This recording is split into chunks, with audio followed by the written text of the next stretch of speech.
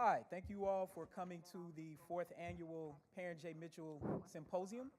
I'm Rayshawn Ray. I'm an associate professor here in the Department of Sociology. I'm also one of the co-coordinators of the Critical Race Initiative, along with Dr. Chris Marsh, who is actually making a kind of surprise visit. So she will probably be here at some point today, and I'll probably have her to say something if I can get her to do that.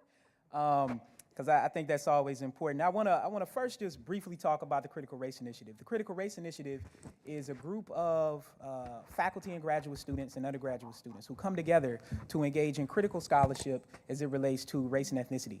And the way we think about race and ethnicity isn't just thinking about including race as a variable in a statistical model, but instead thinking about racialization as a process that impacts individuals who are marginalized as well as individuals who are privileged. And so this symposium becomes one of the key pinnacle events that we have each year that really builds on the legacy of Congressman Parren J. Mitchell. As most people know who are on campus, the Art Sociology building is now named after Parren J. Mitchell. The administration building at the bottom of the hill is named after his older brother, Clarence Mitchell. The Mitchell family has been very influential, not just in the state of Maryland and in Prince George's County and Baltimore, but throughout the country. For Parren Mitchell, he was one of the founders of the Congressional Black Caucus. He also was awarded a Purple Heart during World War II, and as it relates to the legacy of our particular campus, he was the first African-American to obtain a graduate degree while taking all of his courses on campus. And part of that legacy is that he had to sue the university in order to get admission to be able to take those courses on campus. The chair of the Department of Sociology at the time actually testified on his behalf. And of course, a little nugget that you will probably find interesting is that Thurgood Marshall was actually a young lawyer at the time, and he was the person who walked into the president's office, President Byrd, and actually handed him the paperwork saying that the university was getting sued. And so all of that legacy is the reason why most of us are here today, and the reason why we're able to have symposia like we're having today. I first want to note the people who helped to put this particular event on today, including the Behavioral and Social Sciences, as well as the Department of Sociology, and several others that you will hear about throughout the day. I also want to acknowledge the faculty who are in the room. If you would, at least just raise your hand so that we could just see who, I see you all, I see you. I know who you are. Y'all are acting like our students. And so thank you, and definitely individuals from the, Audrey, I didn't see your hand. Definitely people from the Dean's office who's here, including Dean Kim Nickerson from B-Sides, and we will see others throughout the day as well. For those who are joining us via live stream, and those who want to tweet or send out things on Facebook here, or Instagram, or Snapchat, whatever your thing is, the hashtag, as you see here, to use is PJMS 2017. Again, that's PJMS 2017. And of course, the topic for today is truth and lies, race, media, and politics. I want to include or kind of conclude my remarks with a quote from Parren Mitchell, who in 1980, and this was published in the Washington Post, Parren Mitchell was delivering a keynote address at the testimonial to Benjamin Hooks, who was then the executive director of the NAACP. The event was hosted by Communications Media, a group of black broadcast station owners, to recognize Hooks, who was the first black member of the Federal Communications Commission. The event was held in the honor of Hooks' distinguished public service to the communications industry. There, in front of a crowd of about 500 guests, Mitchell admonished the media for perpetuating and I quote, a deliberate, calculated, systematic effort to downplay the black community and presenting black people in stereotypical form. And I think in that vein, much of what we're going to talk about today is dealing with those particular topics, as well as trying to reformulate these alleged alternative truths and actually highlighting the ways that research that's going on here at the University of Maryland and more broadly is actually aiming to do valid and reliable research that we all need to pay attention to. I now want to bring up Wendy Laybourne, who is a PhD candidate in the Department of Sociology. She is also the graduate research assistant for the Critical Race Initiative. And I must say that without Wendy, events like this would not be possible in any shape or form. What the Critical Race Initiative has been able to do over the past 5 years is a large part a result of the work work that Wendy has been doing behind the scenes, because it's difficult actually getting her in front of people to actually acknowledge the great work she's doing. And with that being said, she's won 2 recent awards that I think we actually need to give her a round of applause for. The first is that she won the BSOS Diversity Award, which is given out from the college for individuals who are engaging in research that takes into account diversity, but also actually expands things past the campus community to actually engage in what's going on locally. And then second, as of yesterday, she just got awarded an All-Star Fellowship, which is a fellowship that the university gives out, that different colleges give out. And she was awarded that for the work that she is doing, not just through her research, but also through activities such as the Critical Race Initiative. So Wendy, great job.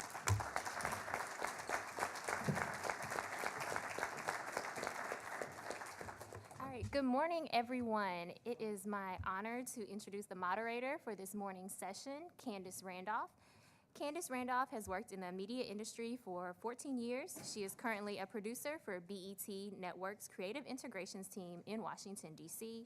She earned her bachelor's in television production from Southern Illinois University and is presently pursuing a master's in business management and public relations at the University of Maryland University College. Candace is also a documentary filmmaker whose independent work focuses on Afrocentric topics that can enlighten and inspire everyone, but specifically the African American population. Please join me in welcoming Candace Randolph.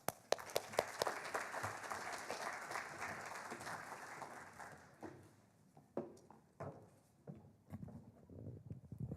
don't want that to interfere. Good morning. Thanks for joining us early and bright this morning. So this is the power of popular culture. In many ways, since popular culture has been a thing, it seems to have been shaped in large part through the innovative and creative influences of people of color. Well, for today's discussion, we're going to speak with some influencers who have been able to navigate their ways through and leverage success using various venues like academia, social media, the blog sphere, and even traditional media like news and journalism. Later in the discussion, we'll get their takes on some popular culture moments, movements, and events that has made a lot of noise, some good, some not so good, on television, online, and all over social media. But first, before we get to that, let me introduce our decorated panelists, all of whom are extremely well-versed and experts in their respective fields. So I am going to give you all individual introductions, but I'd like you all to first come to stage together, and then once you're on stage, I'll go ahead and get your introduction. So if the panelists can join us on stage right now.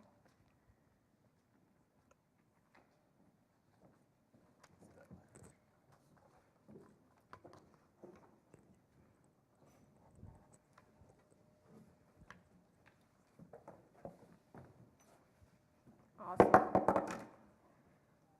So first, we have Panama Jackson and Damon Young of VerySmartBrothers.com. These two guys right here.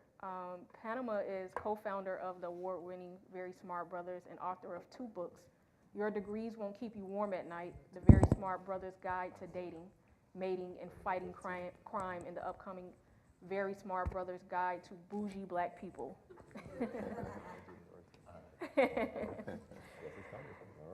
And Damon is a writer, critic, humorist, and satirist. He is co-founder and editor-in-chief of Very Smart Brothers, a columnist for GQ magazine, a contributing editor and columnist for Ebony magazine, and a founding editor of 1839. He is also the author of a collection of essays to be published by Echo, and currently serves as the member of ACLU Pennsylvania State Board. So if we can give a nice applause for Panama and Damon, our Very Smart Brothers. Next is Nancy Wong Yuen. She is an associate professor and chair of the sociology department at Biola University. Her book, Real Inequality, Hollywood Actors and Racism, examines the barriers actors of color face in Hollywood and how they creatively challenge stereotypes. She is a sought after expert on race and media by news outlets such as the Associated Press and the New Republic. She is also a regular contributor on for Huffington Post. With a research team, Nancy pioneered the first policy report on Asian Americans and Pacific Islanders in primetime television in 2006. She is currently conducting a 10-year follow-up study. Nancy is also co-curating an exhibit on Hollywood's pioneering Asian American actresses for Japanese American National Museum in 2019. That's awesome. Let's give Nancy a nice. All right. Next, we have Catherine Knight-Steele. She is a scholar of race, gender, and media with a specific focus on African American culture and discourse in traditional and new media. Her research has appeared in the Howard Journal of Communications, Social Media plus Society, and the book Intersectional Internet. Her doctoral dissertation, Digital Barbershops, focuses heavily on the Black blogosphere and the politics of online counterpublics. She is currently working on a monograph about digital Black feminism and new media technologies. Dr. Steele also serves as the first project director for the Andrew W. Mellon Foundation funded College of Arts and Humanities grant, Synergies amongst Digital Humanities and African American History and Culture.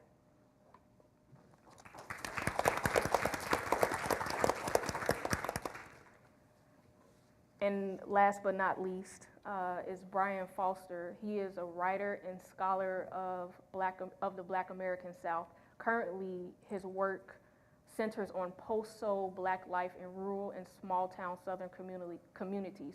Specifically, how have Black communities in the rural South sustained themselves, organized, and protested in the 50-plus years since the civil rights and Black power movements? It's a great question. He also studies how race and region are represented and embodied in public culture. From Disney-fied renderings of the Delta blues to the country-fied flourishes of Southern rappers, his work has been recognized and supported by the National Institute for Child Health and Human Development, the Carolina Population Center, the National Science Foundation, the American Sociological Association, and the Association of Black Sociologists. So I'm going to join our panel and we'll get to know each of them a little bit more before we get to a more interactive part of the discussion. Okay. All right. So I'll actually get started with Panama and Damon. So how did you guys develop Very Smart Brothers? Well, it started out as a relationship blog back when men were telling women how to, work in relationships. And that was before the Steve Harvey, before Steve Harvey and Hill Harper and everybody were, telling women how to think like a man and all that good stuff. But over time, we kind of grew tired of the relationship space. Frankly, I feel like we said it all. And we also got tired of speaking in that echo chamber of what, we're just people in relationships, we're not experts. And I personally got tired of getting called a relationship expert. Mm-hmm. And we realized the Black pop culture realm was a lot more rich with topics that were of greater import to the community at large anyway. So we kind of started to shift into more generalists of culture. That probably happened, let me say 2012, 13. Probably earlier. Probably earlier. Probably earlier, yeah. Like 2009 actually. Oh, well, started, even before then. Yeah, but we started expanding our content. But yeah, so we along the way, things started happening that started to immediately call our attention to them, like police brutality, things that you could not speak about if you had a platform to speak about those things. And it was in that sense that I think we kind of started to get our real grounding in terms of making sure that we were being real responsible with the platform and using it for the greater good. Now, not to say that we always do, let's be real. I mean, if you read VSB, we kind of go all over the place. I mean, we probably have more pieces about grits than any one site probably should. But, it's been a long, good journey in terms of our own personal growth in that regard. Right, so what started as a blog really grew into what is now an online magazine. So at what point in your growth did you say, hey, we've got something here, this is really something that's being really influential in our culture, and when did you recognize that? Well, for me, there was a couple stages of that growth or of that recognition. And I guess the first stage happened in 2009 when we started VSB. Panama had its job, and I worked at Duquesne University in the school business there. And in 2009, our funding got cut off and our program shut down. And I was at a bit of a crossroads where I just wanted to know if I wanted to continue on in academia or see if I could write full time and make that a living. And at that point, VSB had also started to build up some steam. And I think I started to recognize that I could actually, if we collectively put our efforts and our energies into building this thing up, it could actually be a thing that isn't just a blog that a couple guys do and write once a week, but an actual platform and an aspirational platform for a lot of young writers and bloggers and stuff out there, and a space that people look for or look towards for certain types of opinions about race, about pop culture, about politics. And so that happened in 2009, 2010-ish. But even then, my ambition was, I'm going to build VSB up. It's going to be this thing, and then I'm going to leave VSB. I'm going to go have it exist as like my resume. And That was the plan. We both planned to kind of bail on VSB at some point, let it live on its own. And then I guess around maybe 2013 was when the recognition came that VSB itself is there's a huge value in possessing this platform. And also, even if I'm writing for GQ and writing for Slate or writing for wherever else, I still have my own space where I could talk about grits and chicken wings if I want to, and I can experiment and use different formats and different just ideas and just basically just throw stuff out the wall, see if it works. And so I guess those two separate stages, and then within the last 18 months, the value of VSB has been articulated by other people who are interested in I don't know, partnering with us or acquiring us or whatever. So So how do you, and this is a question that either one of you can take, how do you identify a topic that is VSB worthy and worthy for you to cover? Checking out your website, I know that you guys cover a lot of hot topic items, but sometimes you cover things in a way that other people aren't. So how do you say, hey, this is something we need to jump on and give our perspective and give our insight? What makes you identify a topic?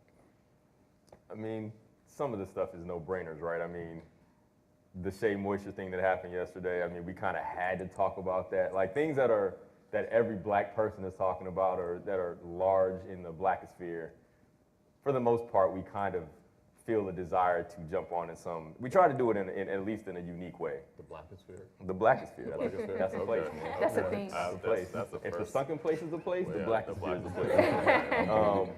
But other things, I mean, look, we're aside from just being like black males, we're just people who live life, right? So a lot of things we write about are also about what's going on in our day-to-day. We're both parents. We both have, and I know I've started to write a lot about my own kids and the things that I'm dealing with there from my kids in private school and the mental gymnastics that went from being a public school kid and like, can I put my kid in private school kind of thing. So we write a lot about life that just happens to be from a black male perspective. But our writers, our contributors are also people who just write about life too when the need arises. So people pitch us things all the time that aren't specific to what's going on in the world right now. Sometimes it is just, here's a thought that I had about something that's occurred that I think I provide a unique perspective on.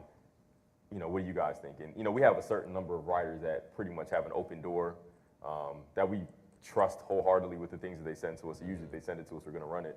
But just the other day, one of our writers wrote about an experience at a Panamanian restaurant in D.C. You know, like it was because they didn't put gravy on something and it just sent them into a tailspin. You know what I mean? It was like, it was a thing. It was oxtails. Yeah. No gravy on oxtails. No gravy on oxtails. That's apparently a... Right. And I mean, who knew? You know what I'm saying? So I didn't know that. Right. So there are perspectives that people bring about things we never think about that fit very well within the VSB ethos just because it's an experience that somebody in our community is having that is worthy of note. And it just so happens that we have writers who are good enough to take mundane things and turn them into interesting reads. Right, okay. Well, last question before we move to the next panelist. So since you haven't been able to just walk away from VSB and it's grown into something bigger than what you thought you would stay attached to, what's in the future for VSB? KG. Yeah, there are a couple, I guess, partnerships that are in the works right now.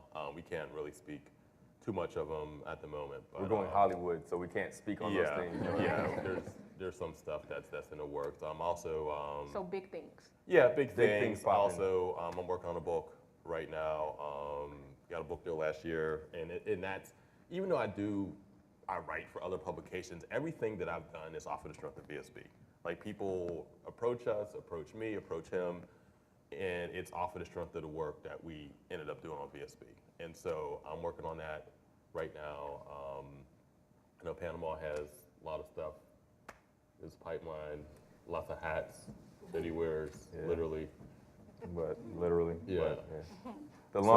We have a couple things. I was saying earlier, if any one of these things takes off in the way that we believe our potential lends itself to, then it should be the next couple years should be very good for us. Awesome. And the world. Because VSB is for the world. We do it for the kids. Who's your core audience? Or do you have a core? Do you? Niggas that read, I guess that's our core audience.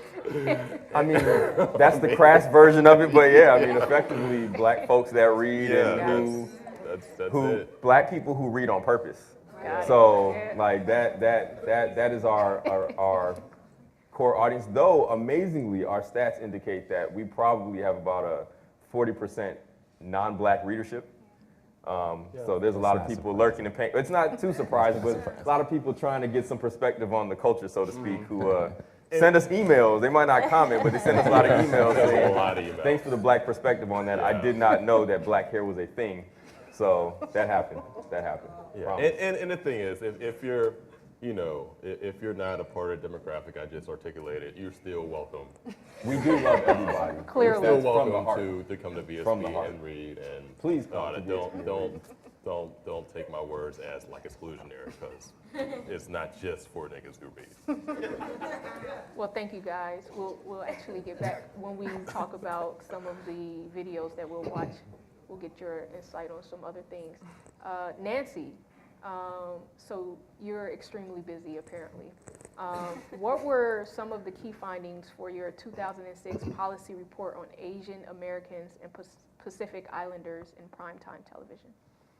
Okay, so that was about 10 years ago, and it was the first time that anyone had actually looked at Asian Americans and Pacific Islanders in primetime television, and it was not good. We only looked at network television because streaming wasn't actually a thing really then. So it was about like, I think, less than 3%, and so less than half of the population was represented. And we were looking specifically at regulars, right? Because regulars are the characters that you actually connect with, that audiences connect with. And we looked at screen time because, okay, you can say like, oh, we got an Asian regular on the show, but then if they're like hardly on screen, then you see that, okay, well, not really a regular compared to usually the white male leads. So that was something we were looking at. We were also looking at in terms of, are they speaking in accents? Are they foreigners? Which we found that was the case, as well as relationships, right? So we wanted to kind of break it down. So the numbers tell one story, but how are they being characterized, and whether they have friendships or whether they have love interests, because we found that, for example, B.D. Wong on Law and Order SVU, which is still in kind of on syndication, and he would just come on and kind of deliver the diagnosis and then leave, right? So and those kind of expositional characters just kind of help the plot move along, but you don't really care about them, right? So on that show, all the other characters had, like, you knew about their daughter, their father, and they're getting together with each other. B.D. Wong was kind of just, and he's someone who, had won the Tony, right, at a very young age. He was a very talented actor, but his character just didn't go beyond the kind of, information deliverer. So that was what we were looking at. Okay, so what really shaped or influenced or inspired and motivated your team to kind of go in this area and do this research that you did? Obviously, you have an affinity to the Asian population, but what really pushed you guys in that direction, and how big was the team that you worked with to do this research? So this was actually in grad school, so for the grad students out there, we just did this sort of on our own. I had worked with Darnell Hunt at UCLA. He's my advisor on the Black Television report that came out of, it was just the Screen Actors Guild then. Because of 1999, that was the whole big whiteout where none of the new shows that were on television had a single regular of color. So that was something that was, that actually politically motivated a lot of a lot of arts organizations, a lot of civil rights organizations to come together and actually mobilize and work with networks, right, and kind of take them to task for not representing the United States as it was. So then from that, there was more momentum for researchers to kind of put together data to demonstrate. And because, it's one thing to just say, okay, there's nobody, but to actually show just and the have extent it, to and have depth. the supporting data, yeah. Yeah, and so out of that kind of, that motivation, there was more social science research in that. Okay, and so you're currently working on a follow-up to this study. Yeah, because 2015 and 2016, all the journalists are kind of like, it's the banner year for Asian Americans. We have Fresh Off the Boat, we have Dr. Ken. So we just wanted to kind of, and then Master of None, and 3 shows, and it's a banner year for us. So I think we wanted to see whether that was the case. And so, so we want, and also, now that we have so many more platforms, right? So it's streaming, it's so cable, and what we're finding actually we just finished the first phase, we're in the second phase, so you guys are hearing some of the most recent data, is that streaming and broadcast are doing better. They're actually about population, but then you have basic cable, which is not so good, and premium cable is really bad. So we're not in the HBO's, Game of Thrones, right? It's fantasy. It's supposed to be, European, but you got dragons, but you can't have an, Asian character, or even a character of color, really, right?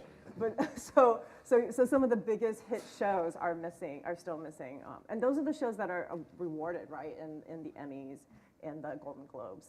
So things are getting better, but they're not exactly where they could or should be just yet. That's right. So there's still a lot of work to be done. Yeah. Can you tell us a little bit more about the exhibit you're co-curating for the Japanese American National Museum? Sure, I'm doing the research on it. I don't know if it's happening. This is the whole, you got projects down the pipeline, but you're not sure if that's going to happen. So based on research, based on funding, right? So we're also talking to the Smithsonian. So anyway, so it could be coming on to the East Coast. I might be coming back. But we're looking at, we were looking at kind of the pioneering Asian American actresses, right? So from Anna Mae Wong, who was in the silent era, to Mindy Kaling, right? So kind of highlighting actresses who have been around historically, but and actually Anna Mae Wong, and even so back in the silent era, she was actually a superstar, which we don't really actually have, right? Right now we have Scarlett Johansson, right? Mm-hmm. Who is the kind of whitewashing rationale is that we don't have an A-list, Asian actress to be able to carry a movie. So then we cast, a white A-list actress to play Asian. So back in the day, so I think actually it's a really important topic to look at. Okay, who were the stars? Who have been the stars? So. Okay. Yeah. Thank you. Mm-hmm. So Catherine, as the project director for the Synergies amongst Digital Humanities and African American History and Culture, what have been your goals for that initiative? So the project kind of was the brainchild of a few folks on campus, and when I got here, what we tried to do was make sure that people understood first what had been done in the field of Black digital studies and Black digital humanities previously. So a lot of folks are kind of discovering, when I say a lot of folks, a lot of academics are discovering social media right now, and are writing about it in ways that seem as though they just discovered it as well. And there's kind of a legacy of folks who have been working in this space and doing scholarship in this area for some time now. And so part of the goal was to make that clear, make that apparent, and then bring new people into the fold. There's a lot of students and community members who want to do digital work and want to do digital work that focuses on Black folks. And giving them a space and a community to do that work and to do it in commune with other people is kind of been the impetus for the grant to begin with. So we've been running training sessions and things like that that allow folks to get some more access to skill sets that they might need in order to do their work, but also have a space for dialogue. Those spaces tend to be kind of dispersed around the country, and it's difficult for people to actually be in conversation with one another when the only time they see each other is at a conference every year or two. So the idea behind the grant is to actually put people in conversation with one another, to have productive conversations, to move their work along, and to actually do the work of Black digital humanities and Black digital scholarship, which is to actually work in partnership with people outside of the academy as well. Okay, awesome, thank you. And really quick, you're working on a manuscript on digital Black feminism and new media. Can you talk about that briefly? Sure, so I've been writing about the digital space for quite a bit of time. So back before it was cool to write about Black Twitter. But it's been a passion of mine because of circumstance. So when you find yourself in a new workplace or in graduate school and you're the only one of yourself in that area, one of the places that we began to turn to in the late 2000s was the blogosphere, right? In order to find like-minded people and have those kind of productive conversations. So in doing that writing over the last 10 years or so, I've now gotten to a place where I'm wanting to write more about what's happening in the digital Black feminist world. And the digital Black feminist world is a big and not monolithic space, though it often gets talked about as a monolithic kind of a space, that these new young Black feminists think this or do that. And so I'm trying to kind of expand our thinking about what it means that we have grown up with this technology, and the technology informs how we think about feminism and vice versa. Okay, awesome, thank you. And Brian, I would say you are like the epitome of remembering where you came from and giving back, from where you took from. So you were born and raised in Mississippi. Yes. You now are at the University of Mississippi. Yes. And a lot of your work is focused on what's happening in the rural South. Yes. In your research on representations of race and region, what does public culture get right about Black South, and what does it get wrong? So, and I can be as brief as I need to be, because I know. But so just quickly, so my work is about absence and about update, right? So the absence of not just Southern voices, Southern faces, Southern culture in popular media, in new media, but rural Southern voices and faces and culture in new media. And I think the simple answer is that's what's missing, right? We get a lot of Atlanta, right? We know Atlanta, we watch Atlanta, right, literally, and maybe Dallas or Houston, right? We get the urban South, we get New Orleans, but what I would say that new media gets wrong, and this is just to be brief, right, is the rural, Southern, impoverished, in many cases, Black voice. Okay, awesome, thank you so much. Yeah, no problem. All right. Okay, so now we're going to move to the video portion where it's going to be a little more interactive. We'll show you some clips, and then the panel will give their insight and take on some of these clips. And the first clip we have is the trailer for the infamous movie Get Out. So let's check that out. You got your toothbrush? Check. Do you have your deodorant? Check. Do you have your cozy clothes? Got that. What? Do they know I'm Black? Should they? You might wanna, Mom and Dad, my Black boyfriend will be coming up this weekend. I just don't want you to be shocked that he's a Black man. I ain't never seen you like this before, bruh. Meeting families, Taking road trips? Don't come back all bougie, man. Come back, get your damn pants up to your damn stomach.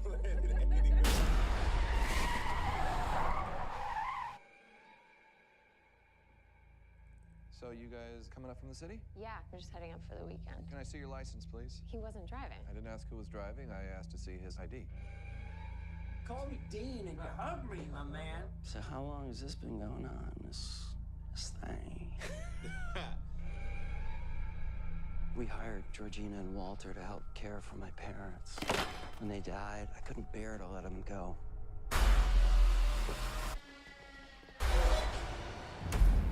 Do you smoke in front of my daughter? I'm gonna quit. She'd take care of that for you. How? Hypnosis.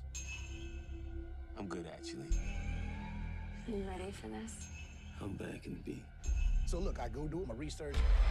Apparently, a whole bunch of brothers been missing in this suburb. But it's cool. Bro, how you not scared of this, man? Good to see another brother around here. Chris was just telling me how he felt much more comfortable with my being here. Get out. Sorry, man. Get out! Yo! Rose, we gotta go. Is everything okay? Rose, the keys. Just get the keys. I don't know where they are. Rose? Sink into the floor. Wait. Sink.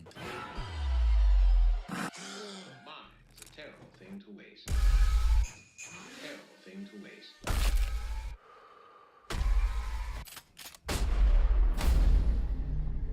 If there's too many white people, I get nervous. No. No.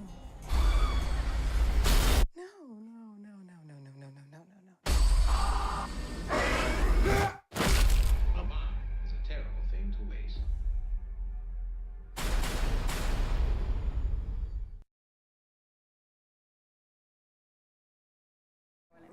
All right. Good. Okay, so let's start with our very smart brothers. So you guys posted about this movie a few times on your website. So what themes in the movie really stuck out or struck you? Before that even, I hope that everyone in here has seen the movie, because that is it, basically. Like, say every spoiler, everything. Wow. Okay, so if you haven't seen it, I'm sorry. It also makes it seem the trailer's a lot scarier than the Yeah. actual movie. The Yeah. movie is not that scary, but the trailer was actually kind of frightening. Yeah. Now that I watched it in retrospect. So what was your question? So you guys posted, about, yeah. well, your website posted a few times about Yeah. the movie, about some of the themes in the movie, some of the things that were covered. So what stuck out or what struck you from the Oh movie? man. It's like the most quotable movie. Like this Yeah. is like a coming to America for like 2017 in terms of odd themes and stuff. I mean, let's start with this. So I feel like this movie took aim at like almost everything in like the black community that is an issue. Like from the beginning, when my man when the cop wanted the ID and she's bucking the cop, and every black dude in the theater is like, this is gonna end bad. Like we thought the movie was gonna be like 15 minutes because it's gonna end here, right? He's gonna die. And like even at the end, I mean, spoiler alert. Most people have seen it. Yeah, right? you can't. Yeah, you Yeah, can't. right. Seen that trailer. Yeah, you I gotta mean, spoil it. like at the Sorry. end, like the at the end when we think he's finally gonna make it, and the cop shows up, every person was like, damn it, like the black man loses all the time. We still ain't gonna make it to the end of the movie alive, but we did, you know. So it's like, I don't know. It's probably one of those movies where there's so much to unpack. I mean, I hadn't seen it originally. Damon told me, he's like, dude, this is a movie we could probably write about for like the next year. Like every day we could write something new about the movie Get Out, and it would be just as clean and as fresh and as new as the previous day's take. I mean, it's been 2 months that I've seen it, and I'm glad that you all gave us coffee cups, because if these were teacups, I would have thrown this through. I would have gotten out. Yeah, I still don't fuck with teacups in any fashion after seeing that movie. And one thing that I really appreciated, you know, that the movie, in watching it and thinking about it and talking about it, there were just so many details in it that were just so just, I guess for lack of a better term, just on point and true and indicative of the differences, I I guess, between black culture and white culture and how black people are perceived. Even something as small as the fact that Rose and Chris slept in the same bedroom when they went to visit Chris's parents. That's not happening in a black family. Not when you're not right. married. Shit, I mean, I don't think my family saw me kiss my wife in person until I was like engaged, like or at my wedding, like literally.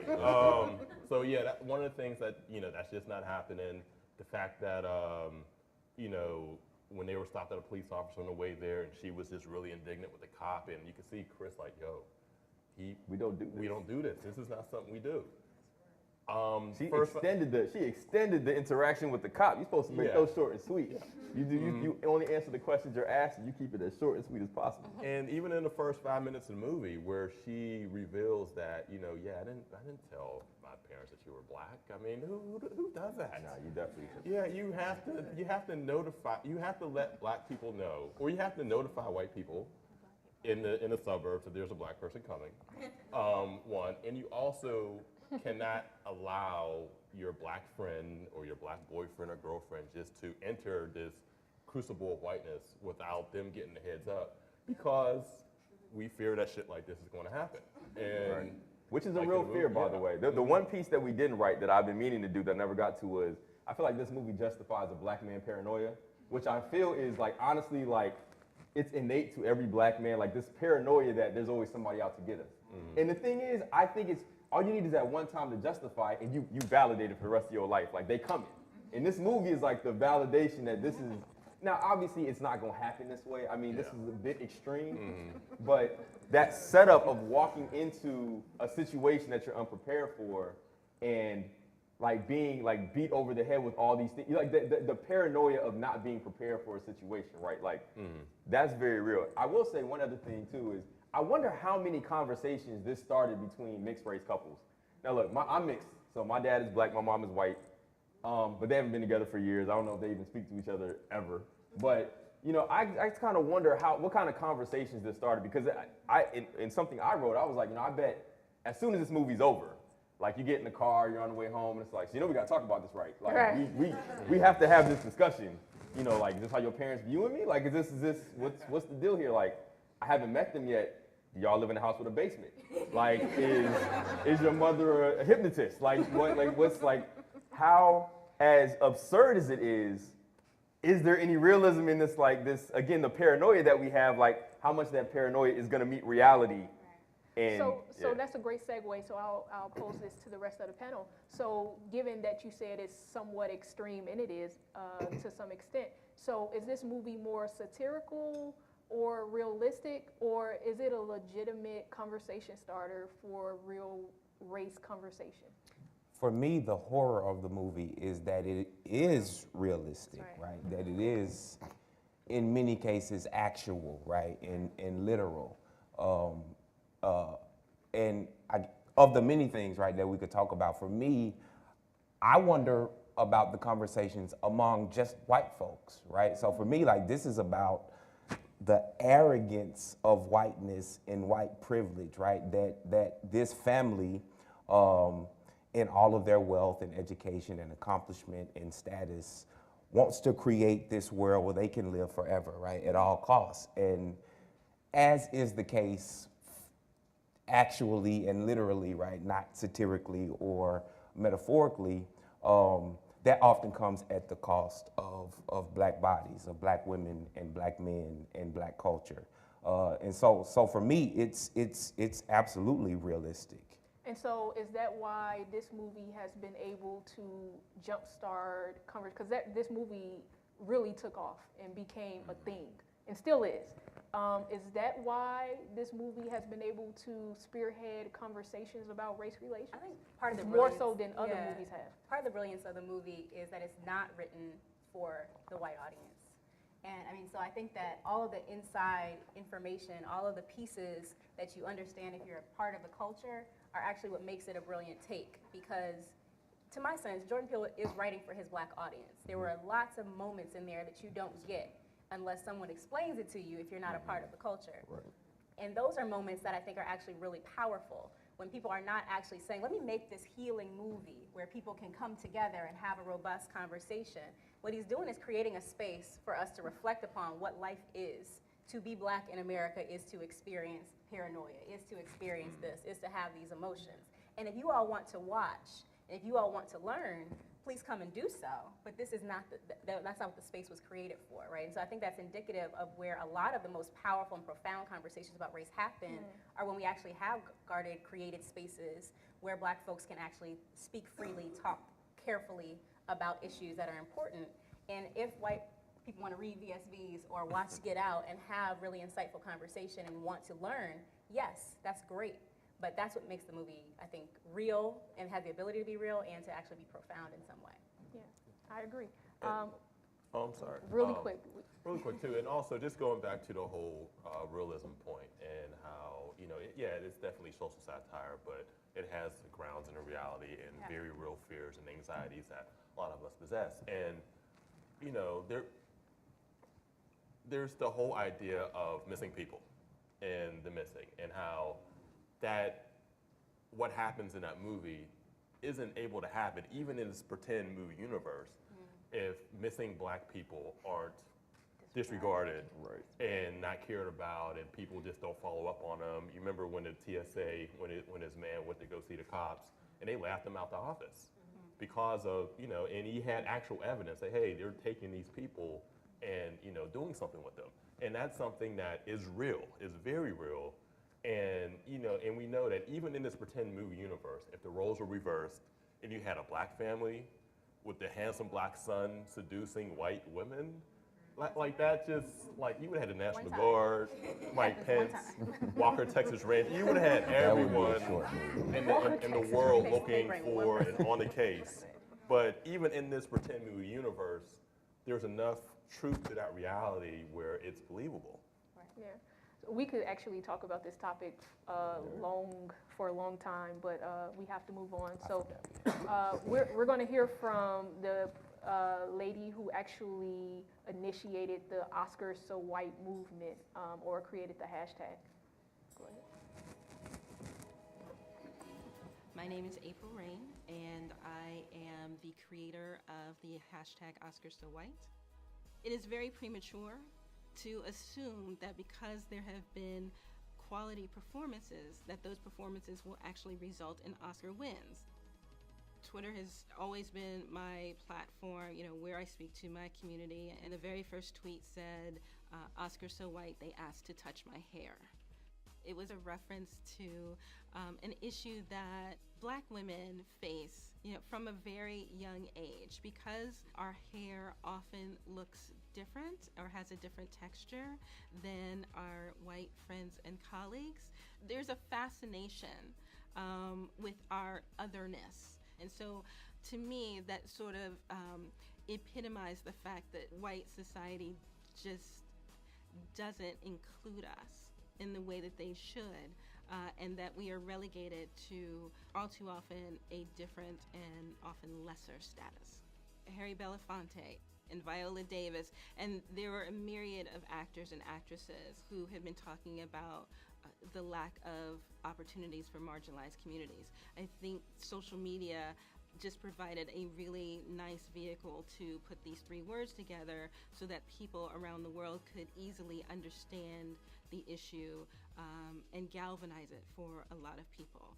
So it really started out kind of slowly, and we've seen concrete changes happen not only within the Academy itself, which were much needed, but also in Hollywood. So with respect to individual studios making significant changes in how they search for filmmakers, both actors and actresses and those behind the camera. And we've heard from Academy officials who have specifically referenced Oscars So White. There's clearly a lot more that needs to be done, because even with nearly 700 new Academy members, the Academy overall is still 89% white. It is 63% male, and the average age is still in the 60s. Oscars So White will continue to be relevant because Oscars So White is not just about Black people. Why have we never had a rom-com starring two people from the LGBTQIA community? Why have we never had a disabled actor or actress playing a superhero, whether they're disabled or not? So those are the questions that Oscar So White gets to, and until we see more complexity, more diversity, and nuance, the hashtag will continue to be relevant. 1 year cannot obliterate nearly 90 years of underrepresentation of marginalized communities in film. And so the fight continues.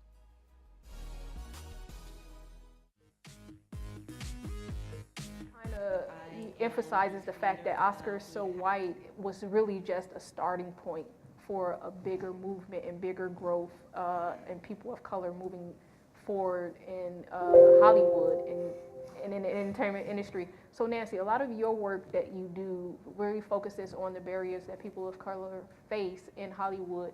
How do you see things changing, or do you see things changing in the future for people of color, and how so?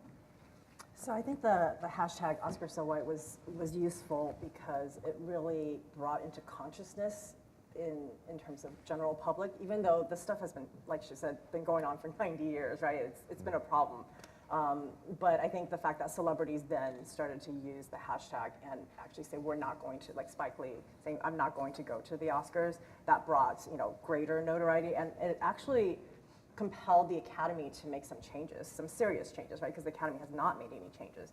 And so the Academy decided that they would sunset like people who haven't been working for 10 years, which is, a lot of the probably older white male members. And of course there was an outrage like, oh, ageism, so that was coming out. But also, I don't know if you guys know, but you have to be, in order to be an Academy member, you have to be nominated for an award, so that's a problem if we have Oscar So White.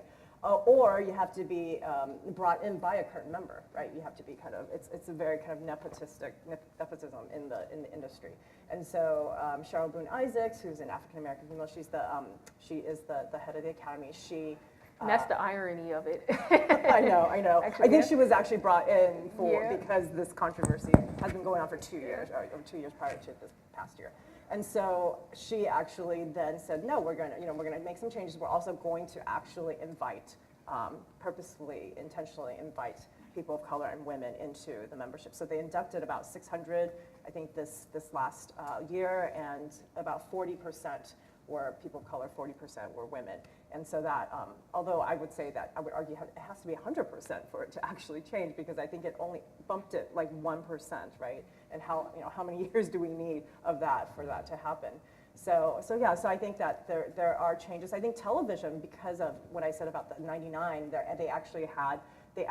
television networks actually established diversity departments and heads, which film studios don't have that, right? So they have there's no reason, there's no actual institutionalized reason for them to actually diversify. Although I just met this past weekend at the East-West Players Gala, the first time someone actually, who's working on the film studio side, they actually appointed someone to work on diversity. So this is 2017, they're starting to do something like that. So because again, people actually making noise and actually trying to compel studios and television studios to, because they're in the business of making money, right? So unless audiences who are going to go see their movies are saying, we want to see more diverse faces, we want to be represented, that's not going to happen on their own. They're also not diverse. Can I ask a question? So this made me, kind of reminds me of something I've been thinking about, and I'd be interested to hear from you all on. And it's just this question about, so to what extent do you think, and you say that the representation of people of color, we might agree, has gotten better, though clearly, obviously not where we would want it to see. But to what extent do you think that shift is actually about the realization that, if we put black faces and women faces and queer folks faces on, that actually is profitable, right? And so, to what extent do you think it's these studios and production companies actually realizing that having diverse faces on screen is profitable, regardless of Oscars. So go ahead. I want to I want to jump into that one too. That's all I wanted to say. So me being a producer for BET Networks, which is the major African American network in the world, I don't think the question is, do they realize that it's profitable? It's a given that the African American dollar is the strongest dollar in the world. We spend our spending power and buying power is so much greater proportionally than other demographics, and the statistics have supported that for years. So everyone knows that. What the real challenge is changing minds and breaking down the resistance to be inclusive to people of color, and that's really what it's about. Because I don't think we even have to show and suggest that, hey, there's profit in using our faces, there's profit in using our culture. Obviously they know that, they've been capitalizing off of it for such a long time. It's just about those minds that refuse to change, those minds that refuse to be inclusive. That's what I've seen from I think the data has always supported it, right? When I worked in marketing, I remember specifically having to make the argument that we should put ad dollars behind girlfriends at the time. Was doing much better than a lot of the same shows coming on at the same time, but kept falling off of our media plan, right? I won't say who I was doing marketing for, but kept falling off of our media plan. And I had to make the case again and again for it. So the data was there, but I think what hashtags like #OscarsSoWhite, what social media does is make the case in ways that are transparent outside of the industry, and that brings maybe attention back to other parts of the industry, right? So maybe media buyers and media planners are aware of the dollars, but unless they're getting pushed from the upper pieces, right, that there is a social media outcry about this can affect our dollars in other areas of revenue, and that is useful, right? And so much as we can make use of the platforms we have to have those conversations publicly, then we can actually make the data rise to the top. Yeah, and we were just talking about Get Out. I mean, that movie was made for I think $4 million. It ended up making over 150, maybe 200 million. Right.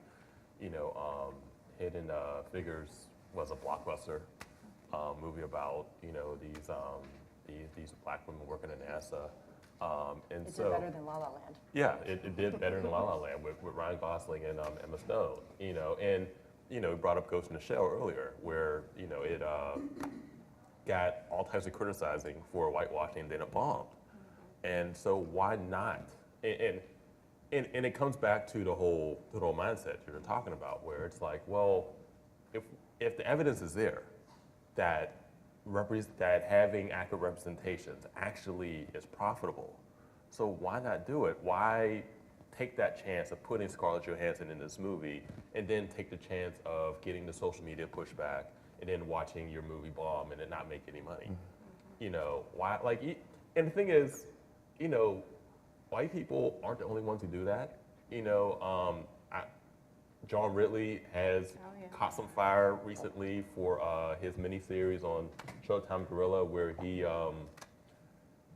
made one of the protagonists and I guess an Indian woman, and he erased black women basically completely out of the whole narrative. And you do something like that today, you're going to get called on it. And it kind of boggles the mind right now that people will still continue to do that, knowing that once it hits the internet, that once you go on a panel somewhere, that people are going to call you on it, you're going to have to apologize, and like Ridley, crying his interracial crocodile tears when he was finally called on it.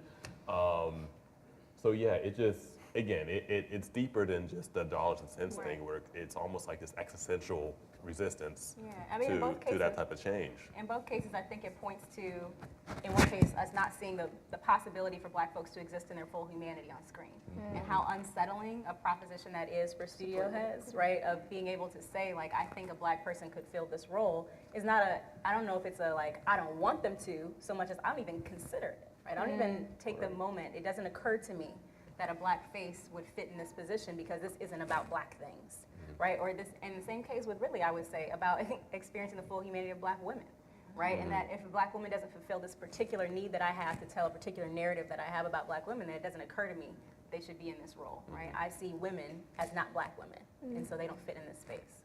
perfect segue to the next clip, since we're talking about profitable, influential images of people of color. We have a snippet of Beyonce's performance with Bruno Mars from the Super Bowl. Let's play the snippet and then we'll talk about it.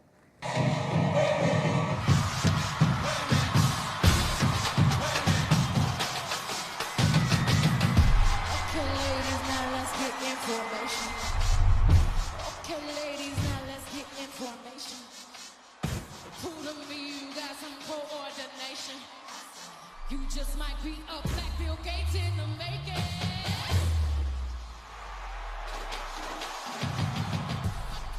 Alabama, Mama Louisiana.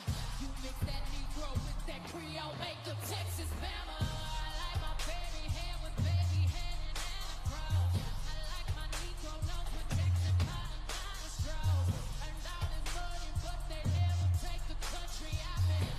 I've got hot sauce in my bag. I see it, I want it. I stunt yellow on it. Dream it, I work hard, I grind till I own it.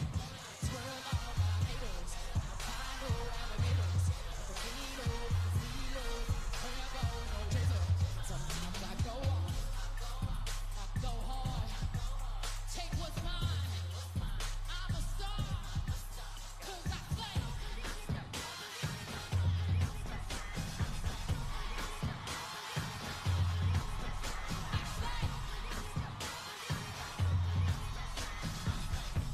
Okay, ladies, now let's get information. Okay, so take the staple that is Beyonce, right? And then all of the tremendous success she's had with Lemonade. Her sister Solange had, I think, a hit song, A Seat at the Table. And then think about the continued breakout success that Kendrick Lamar is having. All of their successes combined, and this is just music, you know, this, not to mention the successes that we've seen with people of color in television, film, and other media outlets. How are they helping to change the conversation in pop culture about race, media, and gender? I mean, I think there's this really throwback push towards black power, right? And this unapologetic blackness that I'm not sure anybody actually even knows what that means, but everybody's running with that. Like Beyonce, look, Beyonce's been a part of my life since the 90s, right? And Beyonce was never this black early on, right? She was just an artist. She was an artist making music, trying to sell music to whoever would buy it, with a lot of, you know, black signifiers and things in it, but it was largely just music. All of a sudden, Beyonce turned into like black Beyonce, and she went full tilt with it. Kendrick did that with, you know, To Pimp a Butterfly. Good Kid, Mad City, great album, but it was about a black kid in the city. To Pimp a Butterfly was a black album with all this black music and all this throwbacks to black, like to jazz and just inherent blackness. I don't think A Seat at the Table is as black an album as it's made out to be, but whatever, let's throw it in there. Let's just throw some out. I wrote a whole thing about this because I'm like, I think people want it to be like this super black album because they really love Solange, and Solange was always like the down-to-earth one, whereas Beyonce started to become mad relatable all of a sudden. It's like, oh, wait, she's infringing on her territory. But like, being black and being unapologetically black and being proud of every facet of blackness is, I don't want to call it trendy, but it's very popular right now, but it's popular in a good way in the black community. Like everybody's like, maybe not everybody, but being woke, for instance, is like a thing now. Like, you know, everybody's walking around being woke, like, you know, and Well, so was that the goal, to wake everyone up? Yes, and to have them now in this awakened state? So perhaps it is a little trendy, but maybe it's the results of continued pushing and progress, and I think it's seeing the important, results of it. and it's intentional. Like, I think, like, if there's I wrote something a long time ago about everybody rocking dashikis in DC right now. I was like, all of a sudden I went out and I'll see everybody rocking dashikis, which, you know, there's a whole appropriation conversation you can have there, but whatevs. Let's just push that to the side, right? And I'm like, I don't think most of these kids wearing these have any idea why, but it's a net positive because everybody's rocking dashikis, right? Everybody's running around with, you know, black culture on them, even if they don't realize exactly what it signifies. And that's a net positive for me because there's all these beautiful images of blackness everywhere. Like there's a lot, like natural hair has like become a huge thing, even though I think what a lot of men think is natural hair might not be, but whatever, it looks awesome, you know what I'm saying? Like there's a whole lot of whatevers in a lot of these conversations, like, you gotta push past those. But, you know, I think that the way that these artists in particular are embracing their blackness and then trying to infuse it into their music in these different, like Lemonade was a beautiful visual. There was so much in it that you really had to delve into it to understand. And I still don't think I completely understand it, but if that pushes the black conversation further and gets all these people paying attention to blackness in a way that's intentional and on purpose and gives us our agency and we own it, then there's nothing but positivity that comes from it. Okay, so Yeah. go ahead. Well, I was going to say, just to piggyback off of what Panama said, is that there is quite a bit of performative wokeness that's occurring right now. But again, I don't think that that's a bad thing because, again, being woke and being unapologetically black is it is popular today, and because the cool kids are doing it, and so. You know, that gives everyone, I guess. He was in a nappy nerd shirt, by the way. Yeah, so like, I was right, actually yeah, going right. to say, and even your hair. Yeah, and yeah, my hair. 'Cause That's a I guess thing. I am a nappy nerd. And so even if the wokeness is somewhat inauthentic, not for everyone, but for some people, I agree with Panama that is a net positive. That it's better to at least fake it until you make it than just to not do it at all.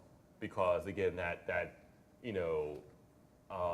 Taking on those totems, those characteristics of wokeness, starts certain conversations and maybe leads to legitimate, you know. As long as we Exactly. own it, So- right? As long as there's some ownership there. So that's what I was going to kind of pivot that to the second part of this, and you know, either you can take this. So maybe the entertainment is what will leverage us into the education component that perhaps I hear you saying is missing, because if everyone's rocking dashikis and doesn't know why, then what I hear you saying is that there's some education missing there.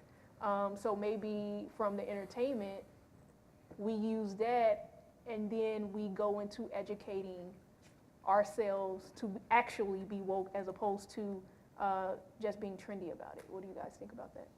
So, I mean, there's a lot of Beyonce panels, you know, going on at conferences, and Kendrick Lamar panels going on at conferences. In classes and syllabi and all the things, right? So there are people attempting conversations about performative wokeness, right? Or talking about agency and black feminism and what does it mean for her to rock this while talking about being a black Bill Gates in the making. We're going to talk about intersectionality in a little bit, right?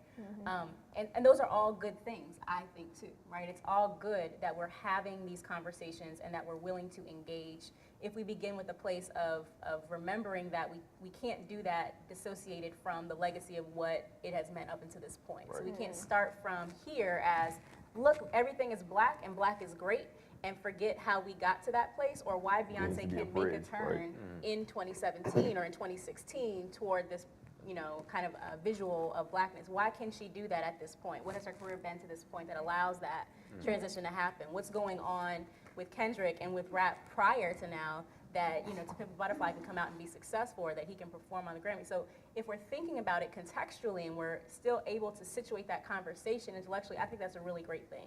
I'm really happy that my students want to talk about Beyonce, mostly because I want to too. But also because it's a really good place to get people in that headspace of being ready to have productive conversations toward change. Yeah, and just quickly, like what I hear from my students is exactly this: is that yeah, they wear the dashiki, and maybe they don't know, you know, the history, but these are conversations that they do, like that they are interested in having, like they are having critical conversations. So maybe like I hear performative wokeness, but I think about it more in terms of like progressing towards, the starting point. Sure, yeah. And we got to be careful, I think, also of not creating a space where people can't get to a place, right? So we're very comfortable with saying, well, that's not feminism, what she's doing, because if you're not here yet, then you're not where you're supposed to be. And that's not being woke yet, because if you were really woke, you would do these things.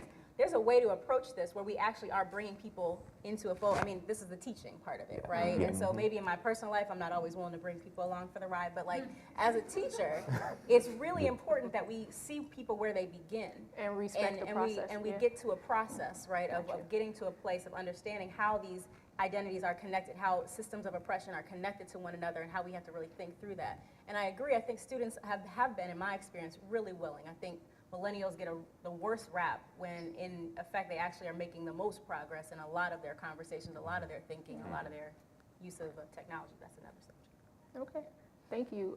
We're going to move to the next topic. So we all remember not too long ago, there was this big breakout about missing girls in DC that just got headlines everywhere. So let's watch a quick clip from this past week. A post that was retweeted over 47,000 times claimed that 14 black girls had gone missing in Washington, D.C. in a 24-hour period. The post set off an intense reaction across social media and a call to find the missing girls. It even drew the attention of celebrities like Ava DuVernay, Diddy, and LL Cool J. But according to Metropolitan Police, at no point in recent weeks have 14 girls disappeared from D.C. in a single day. In fact, missing children cases are down from the previous year, according to the authorities here. D.C. authorities told our producers here at AM Joy that there have been more than 500 cases of missing children and teens in recent months, but that only 22 juvenile cases remained open as of March 24th. 22 and only being relative terms, since that's 22 too many. And in a letter to Attorney General Jefferson Sessions and FBI Director James Comey, Congressional Black Caucus Chairman Cedric Richmond and D.C. Delegate Eleanor Holmes Norton this week called on the Justice Department to deploy the resources necessary to address the situation. And joining me now is Washington, D.C. Mayor Muriel Bowser. Thank you so much for being here. Thank you, Joy. It's my pleasure. So I'm glad to have you here to sort of clear the record. The MPD, the Metropolitan Police, did break down that number of missing people cases, missing person cases from 2012 through 2017, juvenile and adult. Let's put that graphic up on the screen. And you can see that it was quite a big number. Back in 2012, you had 2,600 plus missing juveniles. That number's down to 501. That's still a lot. But the number is going down. So what I think is important to explain here, Joy, is how we changed our policies about notifying the public about missing persons. Prior to 2017, we only notified the public of a missing persons case when we suspected foul play, a kidnapping, an abduction. Starting in 2017, we notified the public of all missing children because we think no matter the circumstances of a child leaving home, that any day away from a responsible adult puts that child in danger. So you're saying you include runaways and trafficked children and abducted children. It's all now included in one number? It's all included in one number, and all of the numbers from 2017 are children who left home. So we don't suspect kidnapping or abduction or trafficking. Nobody's getting snatched from the streets. But our children, and this is why we wanted to highlight it, the police department made the decision to change this policy, affirmatively put this information out so we could get the public's help in bringing these children home or to the care of a responsible adult. So let's play the acting police chief of MPD, Peter Newsham. This is him speaking at a town hall about this very issue. The difficult thing is some of these kids do go missing multiple times. But like I said earlier, when they go missing, guess what? You have a child out there, and there are people in our community that will prey on those children. And just one quick other related soundbite, Chanel Dickinson, who is the Police Youth and Family Services Commander for MPD, this is her speaking. We have no indication to believe that young girls in the district are being preyed upon by human traffickers in large numbers. And yet, police... I think what's important from this clip is I'm really glad the mayor went on and cleared up, because it was a big frenzy that kind of broke out when this happened over social media, and she really went out there and cleared up some confusion about what was really happening. Now, any person missing is one too many, but it wasn't I guess it wasn't as big of an issue as everybody was initially thinking. But what this shows us is how social activism really can take off with social media. And so, Catherine, how do you see activists using social media to kind of really take social activism to the next level? So I'll use this case as an example. I mean, there were a lot of statistics, memes floating around that were questionable in terms of their facts, right? Right. And that did raise some attention, and then the response from some folks was, okay, then we don't need to think about this then if it's not what it appeared to be. The response you see from activists who have been working on issues of women and girls' rights, of children's rights from Jump Street is not that. It's why do kids run away? Right. Saying this isn't that big of an issue obscures what actual issues are embedded in here in terms of poverty, in terms of abuse, in terms of, right? So there are core issues that activists care about here. And so when something like this happens where it seems the public has grasped onto an issue because it's important, but now we've decided it isn't, activists are still in the street fighting for this and still in the Twitter streets fighting for it as well, right? And still are taking people to task online to say, you might not care because you think that they weren't abducted, but let's have a longer conversation here about why people run away from home and why they run away from home regularly and why returning them to their home is not necessarily the avenue of solution that we're looking for. People are continuously running away from home. And so it takes you then to what is the best way to have that kind of conversation? What platform best engages in that deep dialogue where people can actually think through these ideas? Twitter may be a very good avenue for gaining brief attention, but what Twitter does best is signal you where to go to somewhere else to actually have a better discussion in longer depth in a different forum. And so you saw the meme, right, kind of gather attention, but when it's working at its best, what you see is activists who use Twitter in order to signal people to other places where they can continue the dialogue, where they can have more in-depth conversations about the root causes of this and figure out ways to actually change narratives and change the script and actually change lives in this situation. So I just wanted to say that I don't think that people presenting false information as a piece of this is the reason to negate the seriousness of what was going on here and what continues to go on. But it also gives us an avenue to very quickly clear it up as well. Yeah. So, Brian, so how do you think social media is helpful when fighting social justice issues in, say, the rural South? I'll just piggyback here. Oh, okay, and then I can speak to the rural South piece. But I think this is a really good point, and you've alluded to it in some other responses as well, is that in so many instances, what we see, whatever hashtag is trending on any given day is so often connected to grassroots on the ground work that is and has been going on from Jump Street for years and years and years. And so I think, and I don't hear it as much now as maybe 5 years ago or 3 years ago, critics of social media activists or hashtag activists, exactly. And what those critiques miss is, number one, movements on these social media platforms, hashtags, are effective in many ways, but more importantly, they're connected to organizations and communities and folks on the ground who have been embedded in this work and committed to this work for years and years and years. And oftentimes, right, folks who are at the forefront of the hashtags are themselves also on the ground doing work. And so I think that's such a good and important point. What's the question about the rural South? Well, so how is it as helpful in the rural South as it would be, say, in metropolitan areas? I think it is as helpful, and I would say as prevalent, but different. So one kind of easy difference is that Facebook is still in many rural communities, especially in Mississippi, Facebook is the primary mode, not only for folks to get information and news, be it truth or lies, right, if you will, but to organize and to schedule and announce meetings at this church or at this community building. So it's super prevalent and impactful, but I think just in kind of along different frequencies or different avenues. But what he said I think is important if we're thinking about how online platforms work. It's really important to think about them as separate platforms that people use in intertwined ways. So a lot of times we say, like, on social media this happened, in social media spaces this happened, right? What you're saying is that in particular communities, certain platforms work better to do certain aims, right? So I think back to one of the first examples of this kind of social media organizing around Gina, right? So in the Gina 6 case, which is a while back, right? But this was one of the first times where you saw this kind of national organizing of young people online on Facebook around an issue of importance that sent people on buses to a place for a task to complete something, right?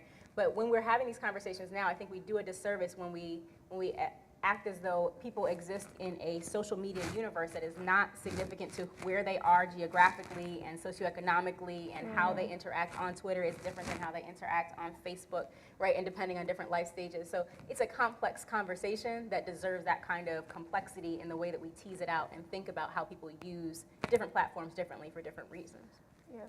And my input, in short, what I see social media doing is it's almost like an expedited way to globalize a call to action. And it can really get communities working together to really mobilize on a focused cause. And so that's a great thing about social media. One last topic, the controversial Pepsi commercial.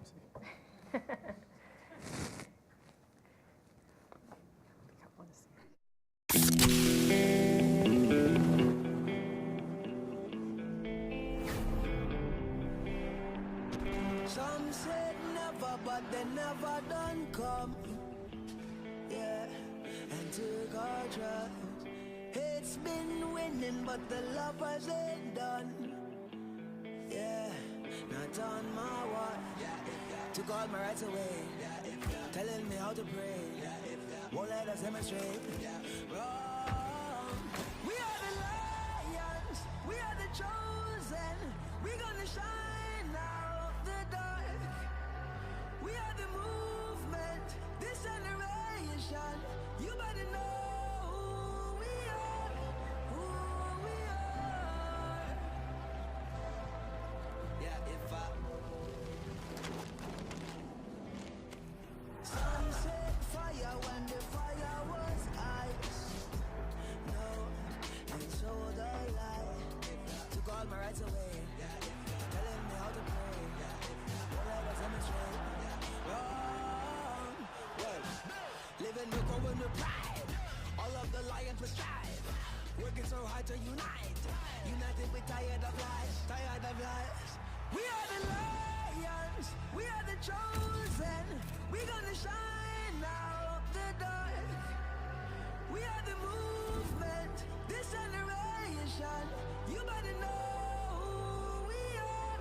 Oh, oh. We are the lions. We are the chosen. We're gonna shine out the dark. Yeah, we are the movement. This generation. You better know who we are. Oh, we are the lions. We are the chosen. We're gonna shine out the dark. We are the movement. This generation.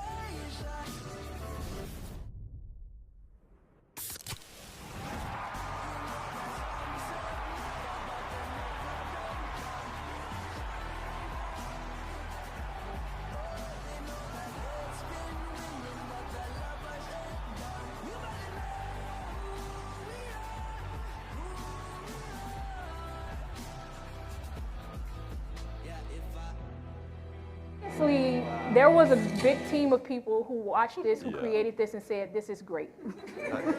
And then when mainstream saw it, they said, "This is not great." There's a disconnect. Okay, so we'll talk about that. But so within 24 hours after this promotion was released, they got so much backlash, and they ended up pulling the commercial. And apologizing to Kendall Jenner. And apologize. And it suffered the most. Yes. In a lot of ways, people felt that it trivialized the Black Lives Matter movement.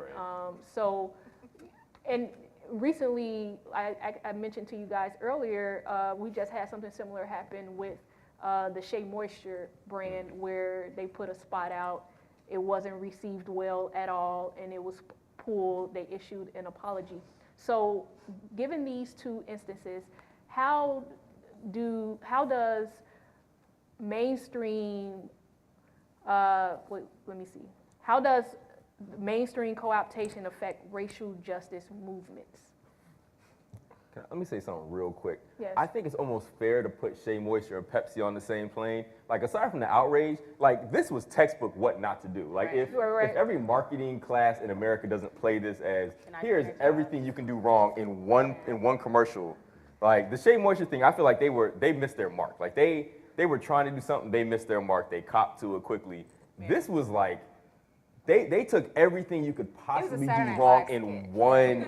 It's impressive how bad this is. Like, it's almost like, how did they manage to find every way to be wrong in 1 2.5 minute commercial? It's impressive. Everything. Yeah. Like, they got So everything. keep in mind, It's actually there's my favorite people who commercial. thought this was I do great. love it. Yeah. There's people who thought this was great. So I want you, so tell me what was wrong with this. With Spell that it out. No, commercial? no, no. I'm not saying I don't see what's wrong. I'm saying there are people who thought this was right. Oh, What?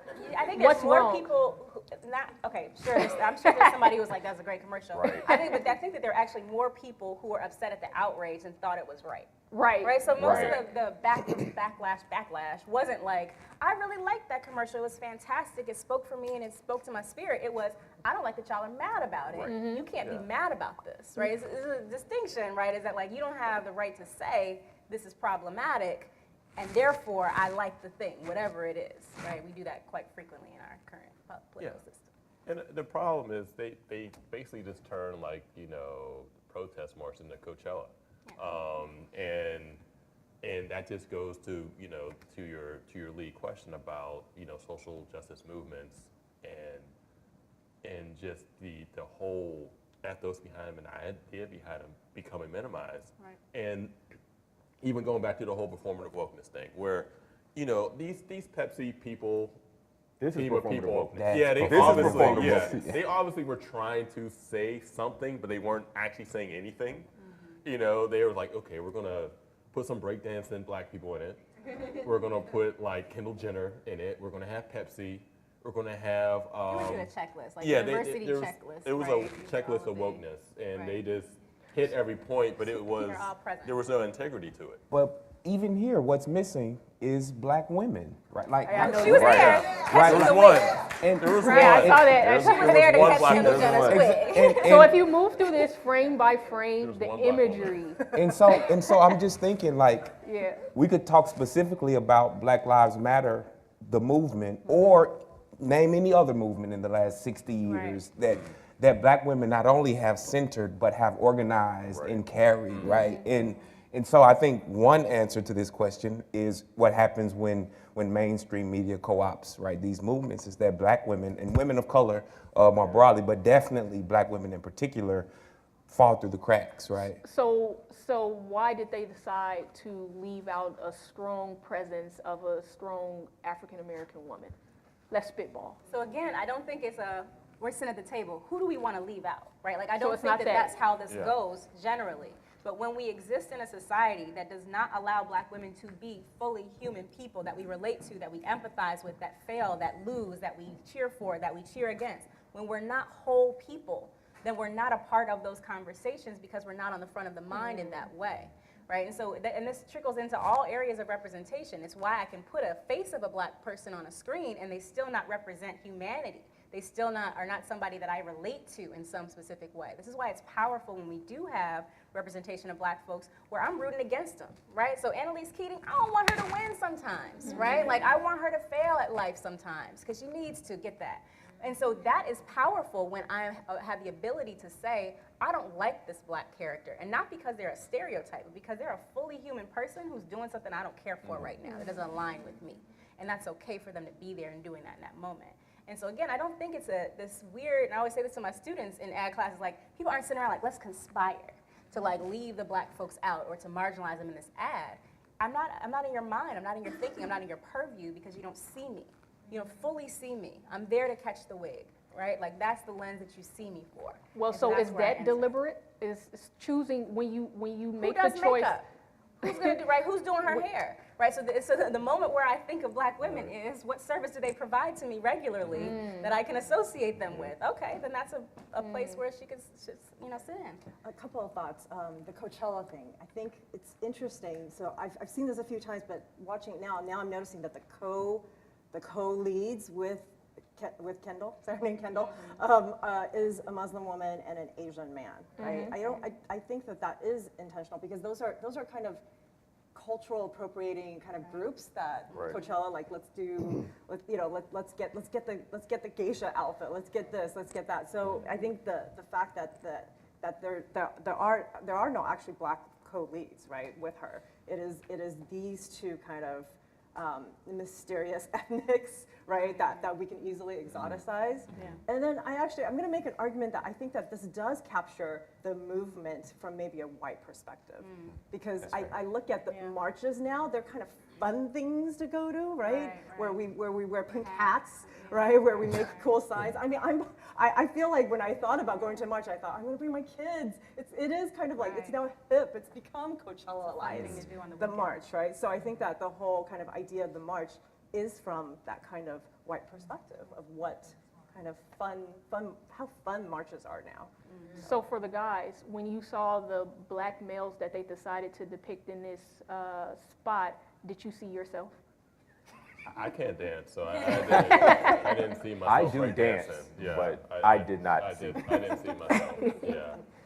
You know, it wasn't me.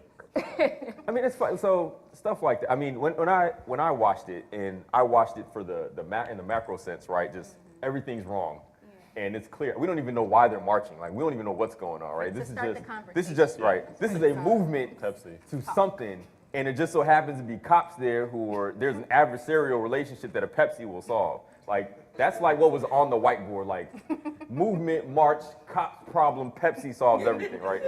And then on a micro sense, when I looked at the individual characters, like what you said, like everything, all that was very poignant. And then I think that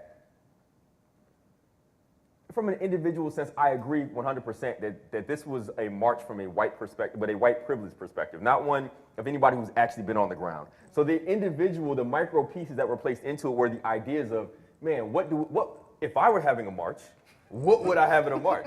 A cello.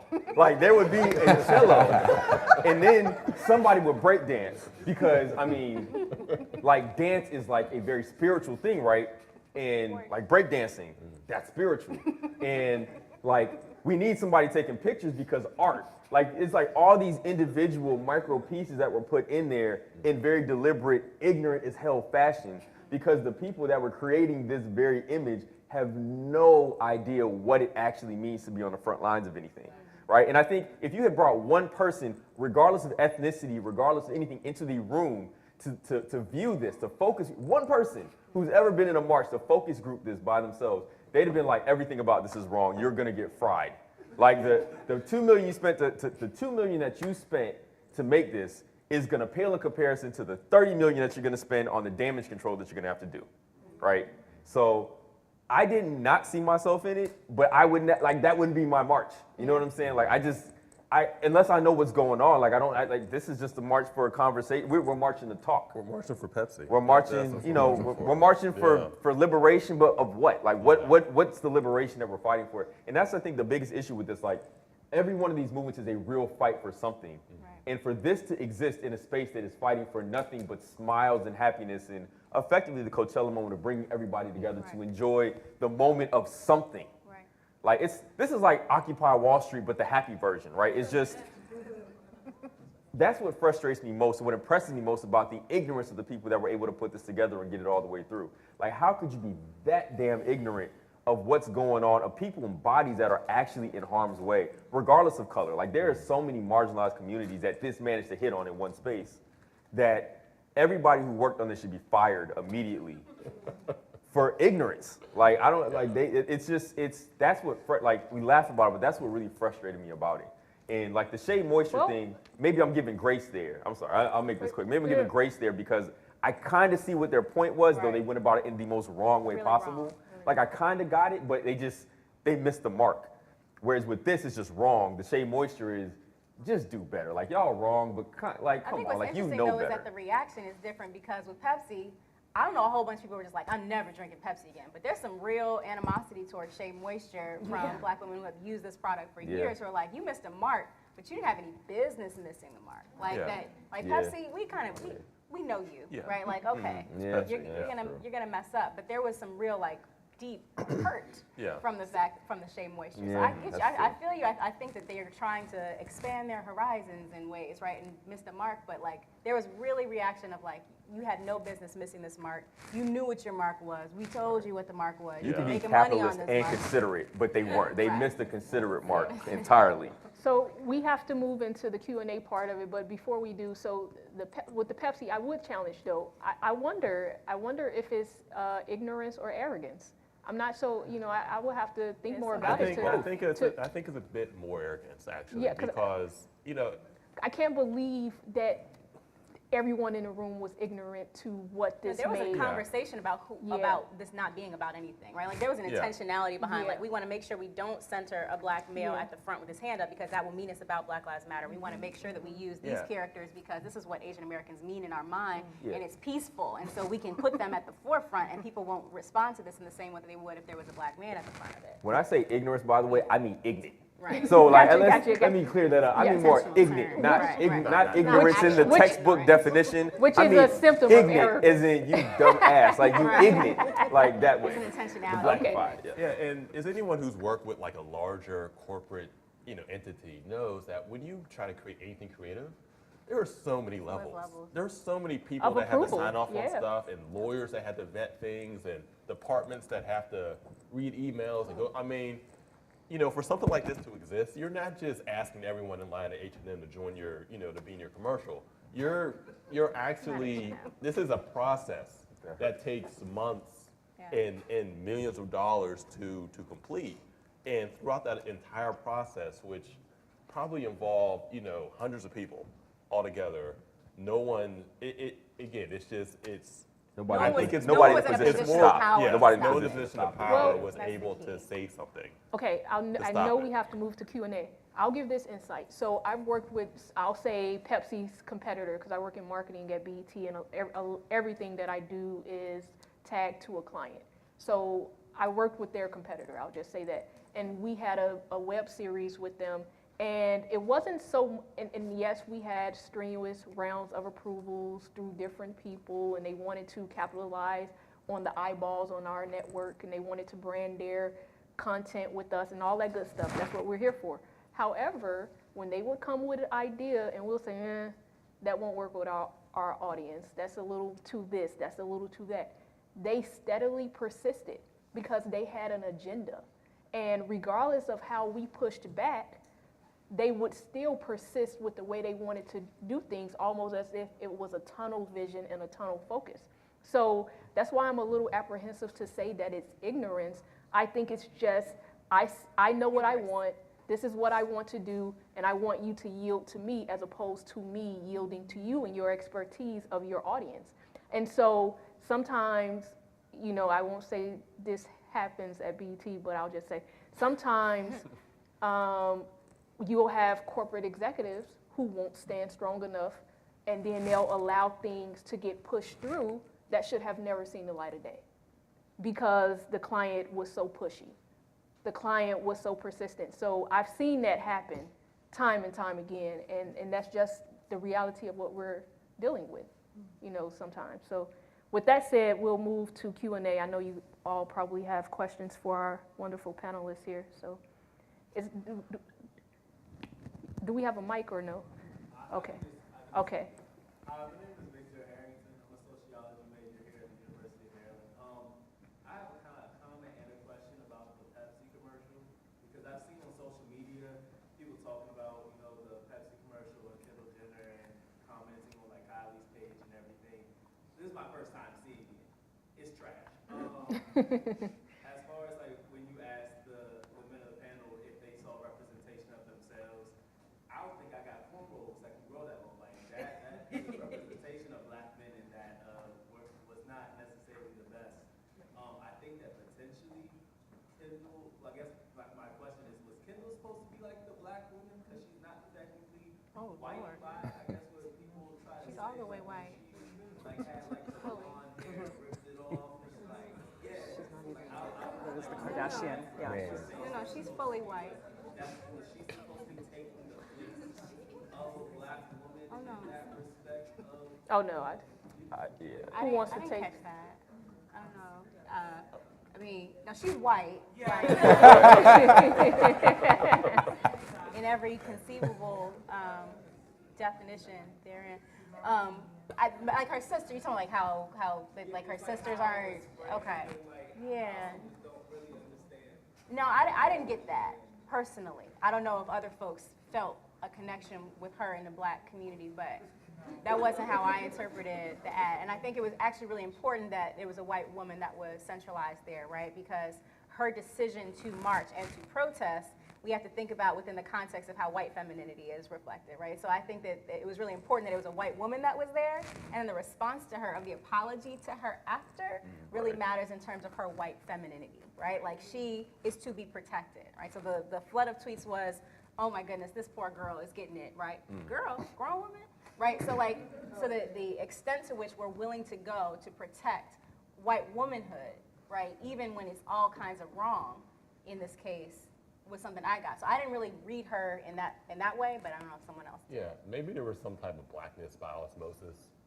She spends time around her Black being people. at Thanksgiving with Kanye and Was she the one dating Tiger? Was she the one dating Tiger? No, The I other think one? that's so maybe that, like, you know, like blackness is rubbing off. All of them. Not being close enough to blackness. But I don't. Yeah, it does. It's contagious. Yeah. So my name is Tuesday Barnes. I'm a PhD candidate in the Department of Sociology. And so we talked a little bit about, like, I guess the resurgence of this kind of Black power movement, particularly in popular culture. But we haven't talked as much about the on-the-ground reality of how, like, folks on the ground have kind of given pressure to folks in pop culture to really start speaking on these topics. Absolutely. So could you just give us a little, I guess, your opinion on that? Like, essentially how folks on the ground have, I guess, done the work to push us to this space. So there's a term in communication and other fields called agenda setting, right? About what is this relationship between what is in entertainment or in the news and what the public thinks or believes, right? And to what extent do we cover certain things because people want it covered, and to what extent do people want certain things covered because they're seeing it happen? And so there's this kind of cyclical thing that happens, I think, with a lot of the celebrity now who are talking about their blackness and wearing their blackness and making their blackness visible. Is it a matter of seeing what's happening in society and reacting and responding in ways that are, one, good for their brand, right? Like, I'm all for Beyonce raising the, like, I'm all for it, but also it's smart business for her right now as well, right? Like, there's a dual thing that's happening where she's recognized that being fully Black, there is a market for that as well. And there's a question to the extent of, does this come from recognizing what's happening on the ground, or are people wanting her to be that and she is therefore responding to it? So there's this kind of back and forth that I don't think we have we can pinpoint this is why people are behaving the way that they are or why it's going on. But I think your question raises the idea of, we have and continue to put pressure and have the ability to put different kinds of pressure on people that we pay our money to, in ways that potentially they did not see that pressure existing before except through dollars. We have words and dollars, right? And so they can read our words, they can see our dollars, and those things can happen in contiguous ways now because of social media. Yeah, and a perfect example of, I guess, a person who was, you know, justifiably negatively impacted by social media and the conversation about his work and what he did besides his work is Nate Parker with Birth of a Nation. And you know, when that was I guess it was last year, around this time last year, when, you know, it started getting all the momentum from Sundance and people were talking about it was going to get all this Oscar love. And then people put their microscope on Nate Parker, and he was not ready for that at all. And his movie, apparently, I still haven't seen the movie, but I heard it wasn't good. Yeah, and It wasn't terrible. It wasn't terrible. Well, that's the thing. It wasn't that good. I enjoyed it. Oscar. No, it wasn't. It wasn't an Oscar-worthy movie, and also a movie where he inserted certain rape scenes and things that had nothing to do with the overall story and had no historic justification. And so you have someone like that who, you know, who clearly wasn't prepared and clearly was very arrogant about how he addressed his past and addressed, you know, the allegations and the other just negative things that he did or was accused of. And you saw what happened to him, and he has no one to blame for that but himself, because he had multiple chances. Oh, yeah. Too.